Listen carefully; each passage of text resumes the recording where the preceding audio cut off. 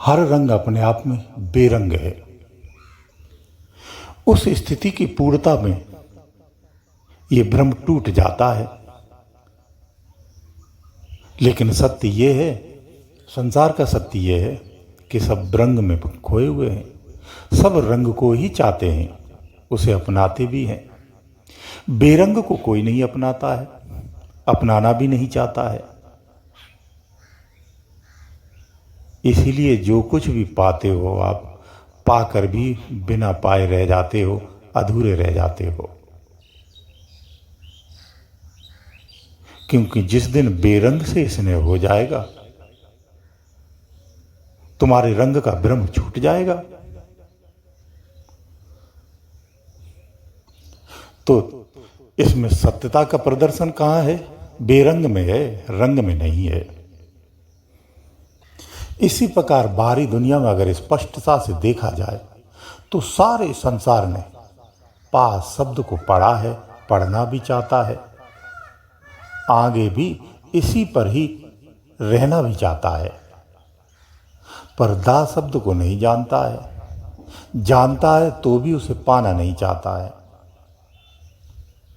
क्योंकि वो पाने में ही तो है, तो दा में पा नहीं लगता है। पा उससे भिन्न है और दा उससे भी भिन्न है। तो जो दा में है वो दा में ही है, उसे पा मिल जाता है। लेकिन जो पा में है उसे दा नहीं मिलता है, और दा मिल भी नहीं सकता है। इसलिए पा को त्यागना पड़ेगा। जो पा को त्याग देता है वो दा को स्वीकार कर लेता है। ये शाब्दिक है, ये बाहरी है। लेकिन जो दो दा को स्वीकार कर लेता वाकई में, तो फिर उसका दा भी नहीं रहता है। तो ये पूर्ण जानकारी है। स्थितियों के अनुसार पहले पा का त्याग है, फिर दा की प्राप्ति है, उसके बाद दा का भी त्याग हो जाता है। और जब दा में आप आ जाते हो तो यहां ता का सहयोग हो जाता है, अधूरा नहीं रहता है, सहयोग पूर्ण हो जाता है। तो ता पा करके जो तमाशों में चला जाता है उसका पतन हो जाता है। लेकिन जो वास्तविकता के रहस्य में खो जाता है तो वो सच्चा तपस्वी बन करके उस तपस्या के फल को प्राप्त कर जाता है, उस पूर्णता को प्राप्त कर जाता है। जिस प्रकार ता से बाहरी रूप में तमोगुण और त्याग दोनों आते हैं, इस प्रकार अन्य तमाम शब्द भी आ सकते हैं जो हमारे ज्ञान के भी परे हैं, हमारी जानकारी के परे हैं। समझना हमें यह है कि त्याग वास्तव में त्याग है या त्याग भी एक भ्रम है। अगर इसे समझ जाते हो तो संपूर्ण भय सदा सदा के लिए नष्ट हो जाता है। तो ये इसी प्रकार से भा भी आता है।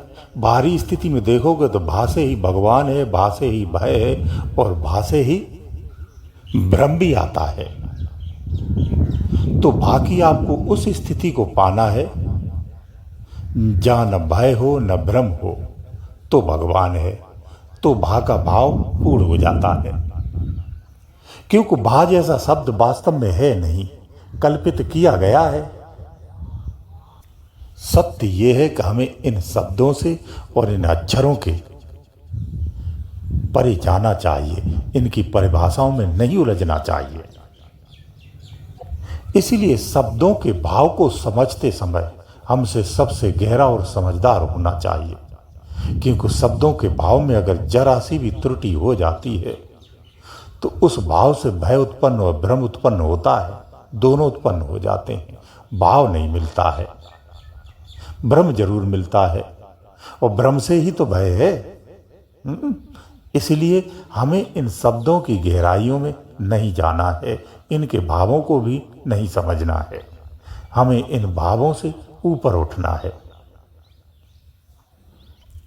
इसीलिए इसी सत्य से ये परिभाषित होता और सिद्ध हो जाता है कि जो संसार खोज में लगा हुआ है या संसार में जो भी व्यक्ति खोज कर रहा है उसे कुछ मिलने वाला है नहीं।